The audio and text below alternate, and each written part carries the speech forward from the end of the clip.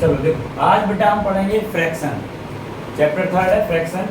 तो सबसे पहले व्हाट इज फ्रैक्शन, फ्रैक्शन होती क्या है। तो fraction when a number, quantity और an object is divided into two parts, one और more such equal parts is known as fraction. मतलब जब हम किसी भी नंबर को या कोई भी संख्या को या किसी भी पार्ट को, जैसे मान लीजिए आपके पास 10 रुपए हैं, उन 10 रुपए को दो भागों में बांट दिया, ठीक है। या मान लो उसको हमने एक को 75% दे दिया और एक को हमने 25% दे दिया। ऐसे अलग अलग भागों में अगर हम इसको बांटते हैं उसी को हम फ्रैक्शन कहते हैं, ठीक है। तो इसमें दो पार्ट्स होते हैं, एक न्यूमरेटर और डिनोमिनेटर, जिसको हम x/y के फॉर्म में लिखते हैं, ठीक है। तो यहाँ जो ऊपर वाला पार्ट होगा ये कहलाता है न्यूमरेटर और जो नीचे वाला पार्ट होता है वो कहलाता है डिनोमिनेटर। न्यूमरेटर को हिंदी में अंश कहा जाता है और न्यूमरेटर को अंश कहा जाता है और डिनोमिनेटर को हर कहा जाता है, ठीक है। चलिए इसके बाद फिर टाइप होते हैं, कई सारे टाइप फ्रैक्शन के, कि what are the types of fraction. तो फर्स्ट टाइप है प्रॉपर फ्रैक्शन। यहाँ सारे टाइप हैं, improper fraction, improper fraction, mixed fraction, complex fraction, continued fraction, equivalent fraction, reciprocal fraction and unit fraction, ठीक है। ये सारे के सारे टाइप हमें वन बाय वन इनको पूरे को पढ़ना है विद एग्जांपल। इन्हीं से रिलेटेड जो क्वेश्चन इसके हम आगे सॉल्व करेंगे। सबसे पहले हम देखेंगे प्रॉपर फ्रैक्शन। तो व्हाट इज प्रॉपर फ्रैक्शन। जैसा मैंने अभी बताया कि फ्रैक्शन टू पार्ट्स में डिवाइड है, न्यूमरेटर में और डिनोमिनेटर में। हाँ, न्यूमरेटर और डिनोमिनेटर। अब अगर मान लीजिए if numerator is less than denominator, अगर न्यूमरेटर डिनोमिनेटर से छोटा है, ठीक है ना। जैसे मान लीजिए न्यूमरेटर, यहाँ देखो एग्जांपल में, ये ऊपर वाला पार्ट क्या है, न्यूमरेटर, नीचे वाला क्या है, डिनोमिनेटर। हाँ, अगर न्यूमरेटर डिनोमिनेटर से छोटा है इसको हम क्या बोलेंगे, प्रॉपर फ्रैक्शन। इसी को हम हिंदी में कहते हैं उचित भिन्न। तो इफ न्यूमरेटर और या न्यूमरेटर मतलब अंश अगर हर से छोटा है, न्यूमरेटर अगर डिनोमिनेटर से छोटा है तो इसको हम प्रॉपर फ्रैक्शन कहेंगे।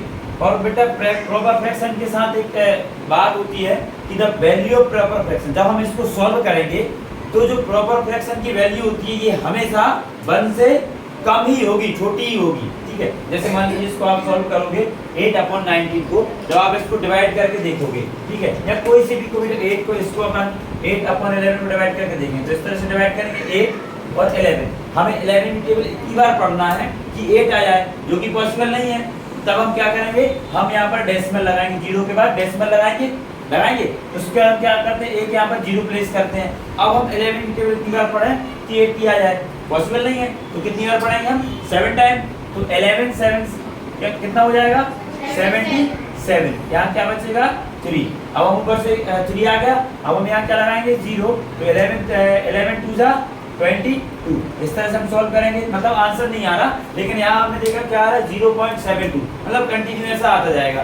तो इसमें हमें क्या पता चला कि जो वैल्यू इसकी हम निकालेंगे जब सॉल्व करने के बाद, तो the value of proper fraction, any proper fraction, कोई सी भी, वैसा नहीं कि यहाँ 3 मैंने लिख दिया तो 3 ही हो, कोई सी भी प्रॉपर फ्रैक्शन बस होना चाहिए proper. If the fraction is proper than the value of that proper fraction is always less than 1।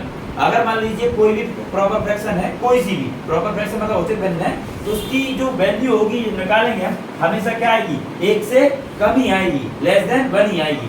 या बताओ ये 0.72 1 से छोटा है कि नहीं है ना। हाँ, दूसरा है आपका इम्प्रॉपर फ्रैक्शन। तो इसका अपोजिट होता है इम्प्रॉपर फ्रैक्शन, जिसको हिंदी में कहा जाता है अनुचित भिन्न, ठीक है।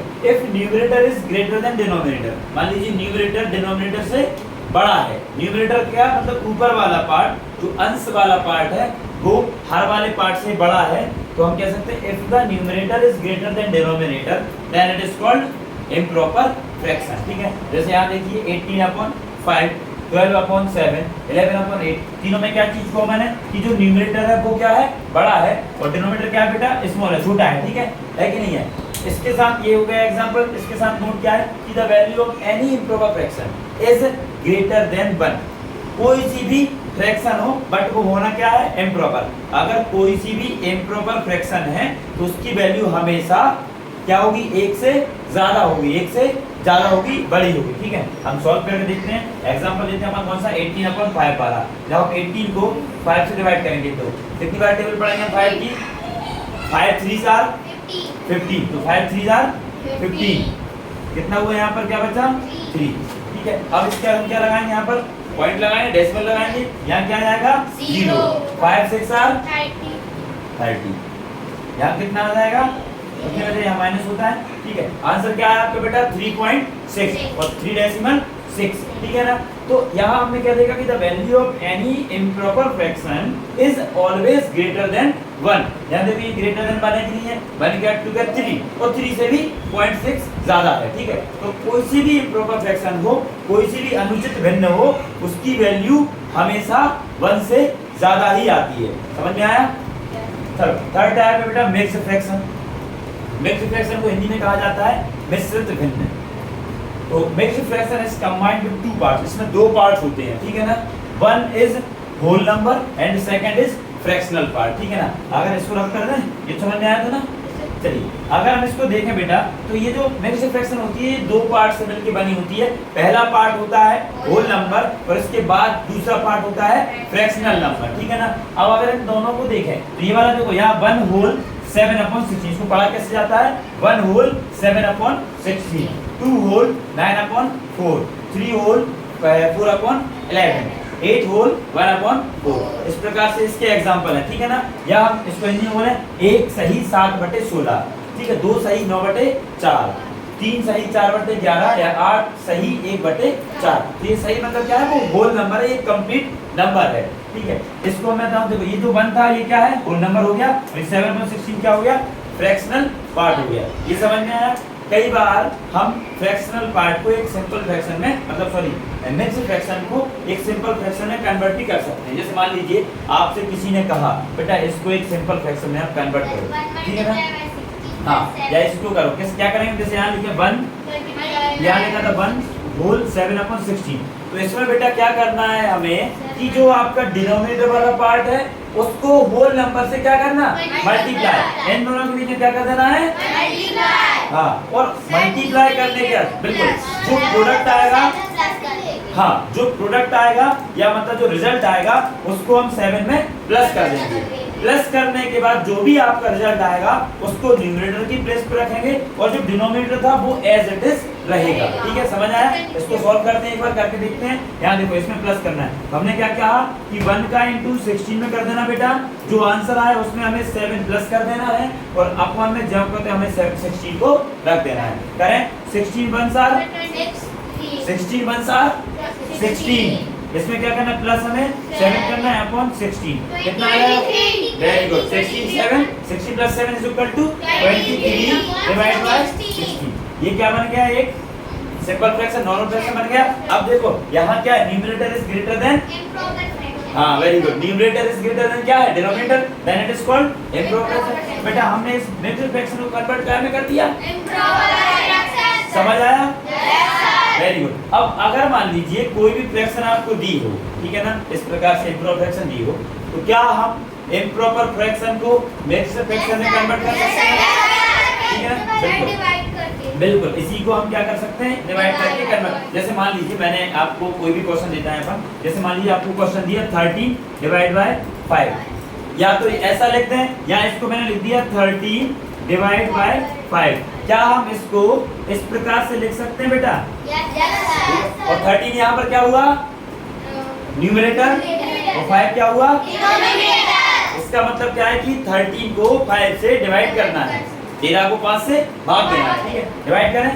चलिए ये लिखा 13,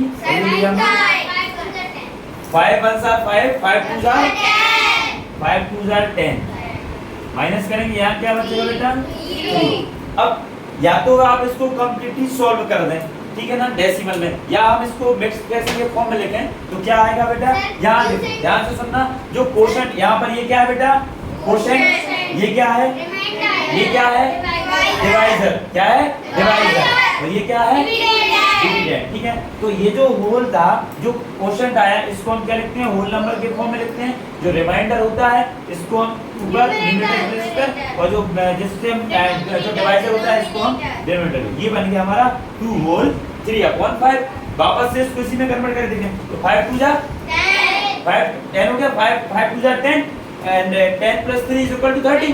क्या हो जाएगा 13/5। समझ आया, कोई दिक्कत, चलिए ठीक है। अब आज बेटा नहीं पढ़ेंगे, बाकी कल हम कॉम्प्लेक्स कंटिन्यूड, इक्विवेलेंट, रेसिप्रोकल और यूनिट फ्रैक्शन, ये इतने बाकी कंप्लीट करेंगे। उसके बाद फिर अगली बार हम इन फ्रैक्शन से रिलेटेड जितने भी क्वेश्चन होंगे वो सभी के सभी सॉल्व करेंगे। ठीक है ना, समझ आया सभी को? Yes, sir. सभी को नवोदय में जाना है? Yes,